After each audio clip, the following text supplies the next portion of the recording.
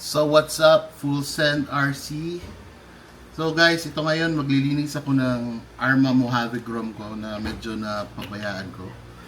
Napakadumi niya. Ang dami ng mga libag-libag, putik sa mga singit-singit. So the way I do it is gumagamit ako ng simple green para matunaw yung grasa, yung mga madikit-dikit na putik. Ito muna, babaran ko to siya. So I just spray it liberally.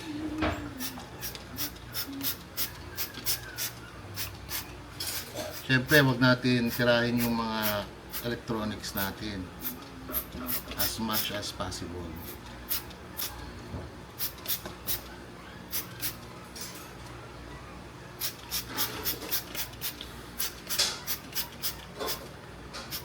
All over talaga.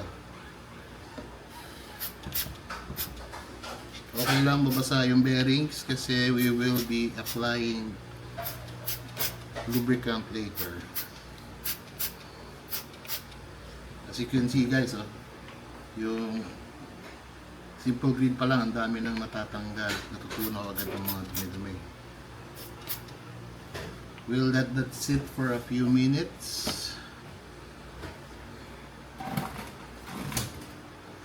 Fast forward natin. So guys, 5 minutes na lumipas, and next step, what I like to do is gagamitan ko siya ng steam cleaner. Ganito siya guys. Meron dito sa Shopee, mura lang. So let's turn that on.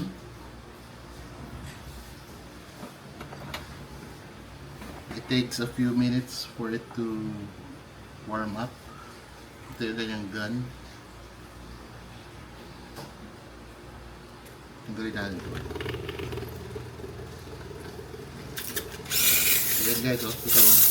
That's steam. So, ayan na. So, tanggal ko mga plastic parts all over the car.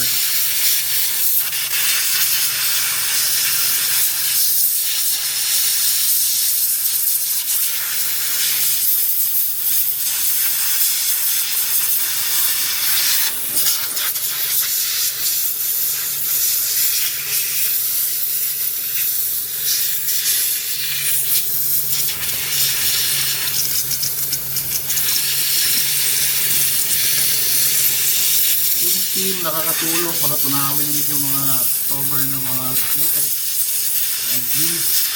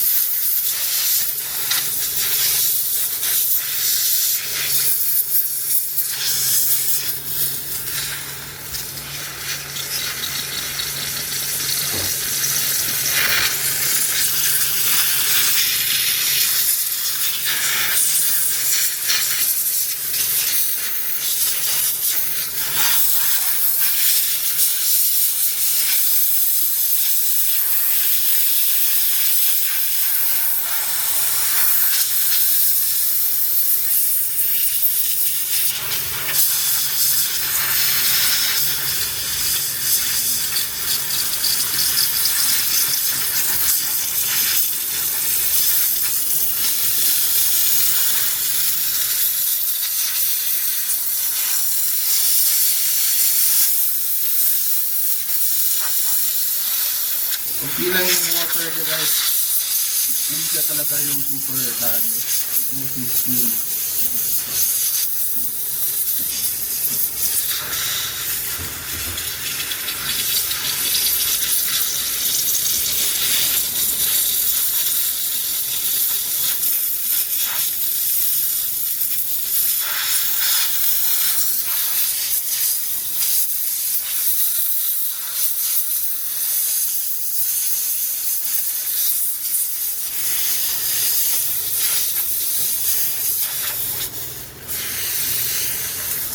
Side.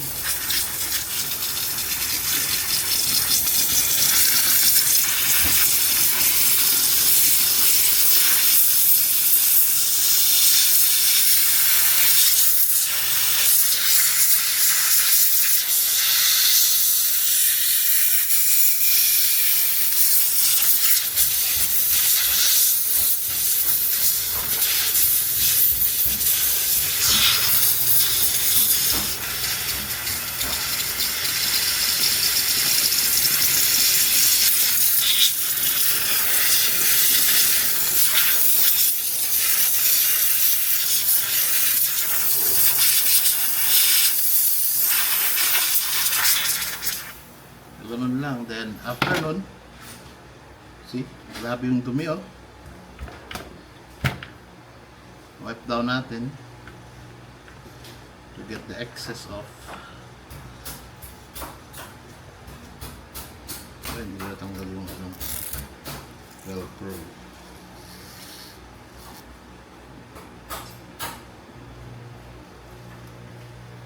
Ay, patanggal. Nandiyan na lang siya.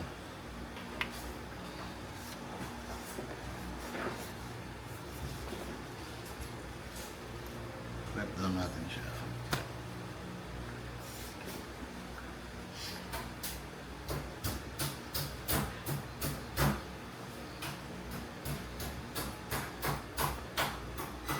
As you can see, malinis na agad. Yung mga singit-singit na dumi, kuha siya. There's still some, but we'll redo that.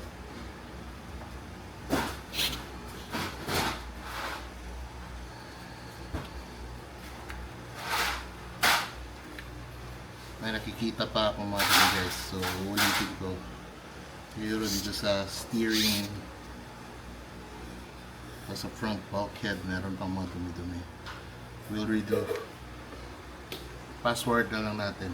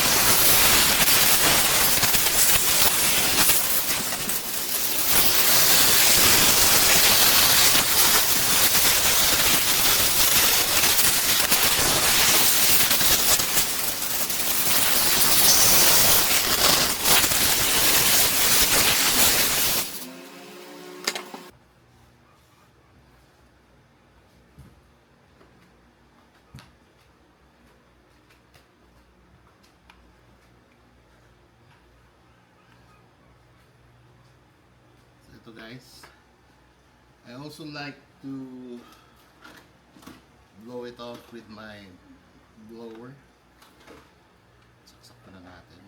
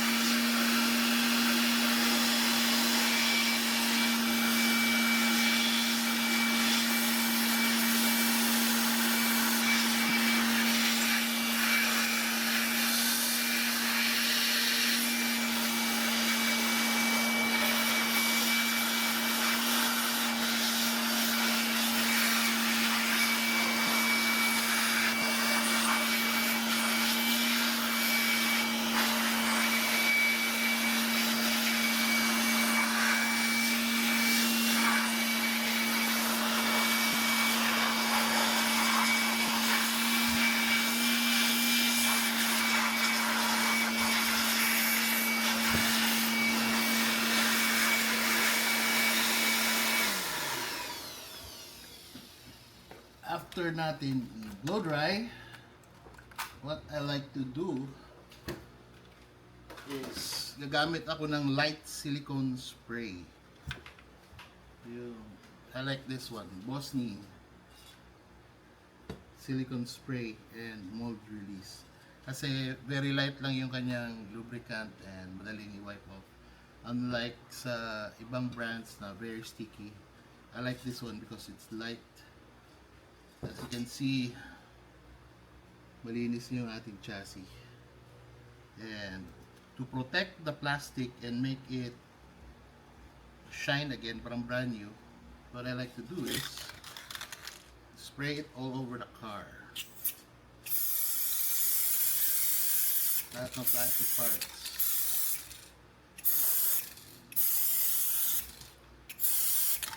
Siyempre, tatamaan natin yung mga bearings natin kasi in-steam clean natin eh. Napasukan ng tubig.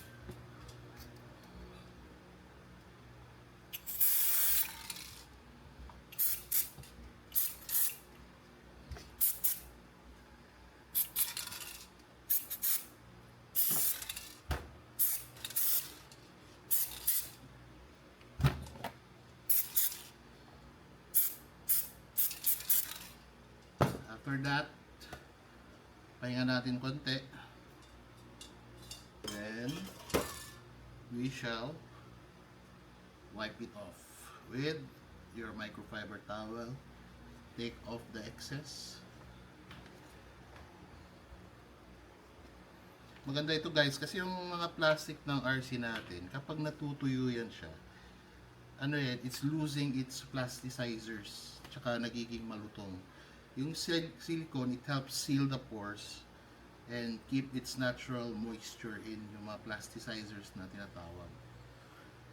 And do not use yung WD-40 kasi in my experience, yung dati yung ginagawa kong protectant tsaka panlinis, lumulutong yung plastic after a while.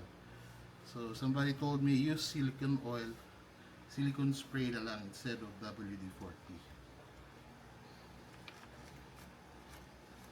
Rough linis pa ito, hindi talaga itong super dinan. Pero as you can see, parang bago ulit yung unit.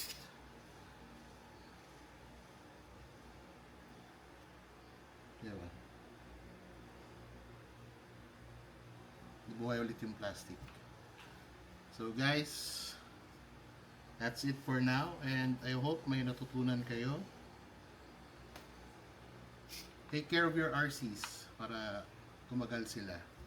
See you on the next video. Bye-bye!